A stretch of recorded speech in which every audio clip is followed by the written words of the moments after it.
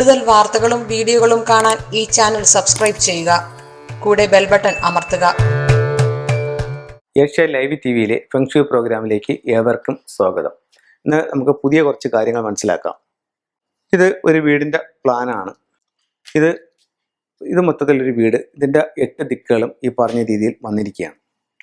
അപ്പം നമുക്ക് വീടിൻ്റെ മലിനജലം, സെപ്റ്റി ടാങ്ക് ഇതൊക്കെ ഏത് ഭാഗങ്ങളിലാക്കാം എന്നുള്ളതാണ് ഇന്നത്തെ ചർച്ച. അപ്പോൾ പണ്ട് കാലങ്ങളിൽ വീടിൻ്റെ കോമ്പൗണ്ടിൻ്റെ പുറത്തായിരുന്നു ടോയ്ലറ്റ്. ഇപ്പോൾ ടോയ്ലറ്റുകൾ വീടിൻ്റെ കോമ്പൗണ്ടിനകത്തായി, ഇപ്പം വീട്ടിനകത്തായി. ഇപ്പം എല്ലാ മുറികളിലും ഏകദേശം ബെഡ്റൂമുകളിലെല്ലാം ടോയ്ലറ്റുമായി. അപ്പം വീടിൻ്റെ ഏത് ഭാഗത്ത് ടോയ്ലറ്റ് വന്നാലും സെപ്റ്റി ടാങ്ക് വന്നാലും ആ ഭാഗത്തെ സൗഭാഗ്യത്തെ അത് കാര്യമായ രീതിയിൽ ബാധിക്കും. പിന്നെ ഇന്നത്തെ സാഹചര്യങ്ങൾ അനുസരിച്ചിട്ട് നമുക്കിത് എവിടെയെങ്കിലും വെക്കണ്ടേ എന്ന് ചോദിച്ചു കഴിഞ്ഞാൽ അതിന് ആയിട്ട് 1-2 സ്ഥലങ്ങൾ ഞാൻ പറയാം. ഒന്ന്, നമ്മുടെ വാസ്തുവിൽ വടക്ക് പടിഞ്ഞാറ് ഭാഗത്ത് സെപ്റ്റി ടാങ്ക് ആകാം എന്ന് പറയുന്നുണ്ട്. വടക്ക് പടിഞ്ഞാറ് ഭാഗത്ത് സെപ്റ്റി ടാങ്ക് ആകുമ്പോഴത്തേക്ക് 1-2 കാര്യങ്ങൾ ശ്രദ്ധിക്കാറുണ്ട്. ഈ ലൈനിൻ്റെ നേരെ ഇത് വരാൻ പാടില്ല. ഈ ലൈനിൽ നിന്ന് അകത്തോട്ട് നിൽക്കണം, ഈ ലൈനിൽ നിന്ന്. അതുപോലെ ഈ ലൈനിൻ്റെ ഇവിടെ കൊടുക്കുന്നതുകൊണ്ട് കുഴപ്പമില്ല, ഇവിടെ ആയാലും കുഴപ്പമില്ല. ഈ ലൈൻ ടച്ച് ചെയ്യരുത് എന്നേ ഉള്ളൂ.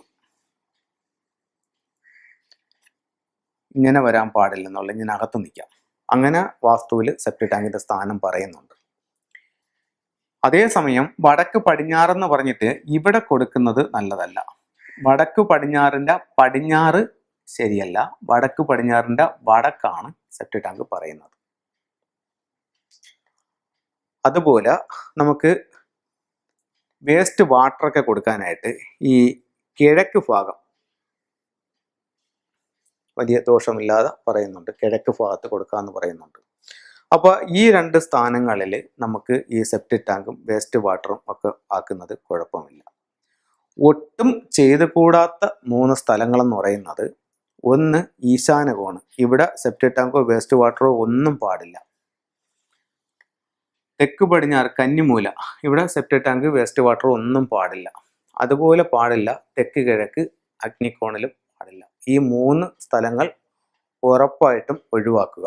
ഒഴിവാക്കിയിട്ട് ഈ 2 സ്ഥലങ്ങൾ നിങ്ങൾക്ക് യൂസ് ചെയ്യാവുന്നതാണ്. അപ്പം ഇത് വളരെ ഇമ്പോർട്ടൻ്റ് ആയിട്ടുള്ളൊരു കാര്യമാണ്. അപ്പോൾ ഈ 2 സ്ഥലങ്ങളിൽ നിങ്ങൾക്ക് വേണമെങ്കിൽ ഉപയോഗിക്കാം. ബാക്കിയുള്ള സ്ഥലങ്ങൾ ഉപയോഗിക്കാം. ഇതിൽ ഇനി വേറൊരു രീതിയിൽ നമുക്ക് ചെയ്യാനുള്ളൊരു ചാൻസ് ഉള്ളതെന്ന് പറഞ്ഞു കഴിഞ്ഞാൽ, നമുക്ക് ഇപ്പോൾ ചിലർ പറയുന്നുണ്ട്, എൻ്റെ വീടിൻ്റെ തെക്ക് പടിഞ്ഞാറ് ഭാഗത്ത് തെക്ക് ഭാഗത്ത് എനിക്കൊരു ടോയ്ലറ്റ് ഉണ്ട്. അപ്പം ഇതിൻ്റെ കുഴി നമുക്ക് എവിടെ കൊടുക്കാമെന്ന് ചോദിക്കുന്നുണ്ട്.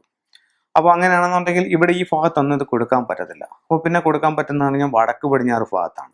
അപ്പോൾ അങ്ങനെയാണെന്നുണ്ടെങ്കിൽ ഇതിൻ്റെ കണക്ഷൻ ഇതിലേ കൊണ്ടുപോയി വടക്ക് പടിഞ്ഞാറ് ഭാഗത്ത് കൊണ്ടുവന്ന് കൊടുക്കാം.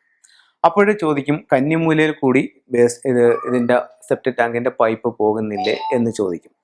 അപ്പം 3 അടിയെങ്കിലും താഴ്ചയിൽ ഇത് പോയി കഴിഞ്ഞാൽ അത് നമ്മളെ ബാധിക്കില്ല എന്ന് പറയുന്നുണ്ട്. അപ്പം അങ്ങനെ ചെയ്യേണ്ട ഒരു അവസ്ഥ വന്നാൽ ഈ ഒരു 3 അടിയെങ്കിലും താഴ്ത്തി മണ്ണിൽ നിന്ന് താഴ്ത്തി കൊണ്ടുപോയാൽ അത് നമ്മളെ അത്രത്തോളം ബാധിക്കില്ല.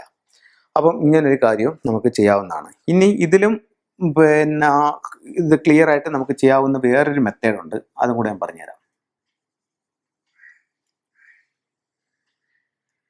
ഇപ്പം ഇത് നമുക്ക് പിന്നെ ടോയ്ലറ്റ് ഇവിടെ വന്നപ്പോഴത്തേക്ക് നമുക്കിത് ഏത് ഭാഗത്ത് കൊണ്ടുപോയാലും അതിൻ്റെ ഒരു സൗഭാഗ്യം പോകുമല്ലേ. അപ്പം നമ്മുടെ വീടിൻ്റെ ഒരു വാസ്തു മണ്ഡലമുണ്ട്. ഈ മണ്ഡലത്തിൻ്റെ പുറത്ത് കൊണ്ടുപോയി കഴിഞ്ഞാൽ ആ ദോഷം നമ്മളെ ബാധിക്കില്ല എന്നാണ് പറയുന്നത്. അപ്പം ഈ ഒരു വാസ്തുമണ്ഡലം, ഇതിൻ്റെ 4 സൈഡിലും നമുക്ക് സ്ട്രോങ് ആയിട്ട് വാസ്തുമണ്ഡലം തിരിച്ചിരിക്കുകയാണ്. അതിൻ്റെ വെളിയിൽ പോകാം. അപ്പോൾ ഈ വാസ്തുമണ്ഡലം എങ്ങനെ തിരിക്കും എന്ന് ചോദിച്ചു കഴിഞ്ഞാൽ, കൃത്യമായിട്ട് പറയുകയാണെന്നുണ്ടെങ്കിൽ 2 അടി താഴ്ചയിൽ മണ്ണ് മുറിഞ്ഞ് കുഴിയെടുക്കണം, വാനം വെട്ടണം. 2 അടി വീതി വേണം. എന്നിട്ട് വേണം ഇതിങ്ങനെ കെട്ടാനായിട്ട്. അപ്പോഴത്തേക്ക് കറക്റ്റായിട്ടുള്ള ഒരു വാസ്തുമണ്ഡലമാവും. അതിൻ്റെ വെളിയിലാണെങ്കിൽ ഉറപ്പായിട്ടും നിങ്ങളത് ബാധിക്കില്ല.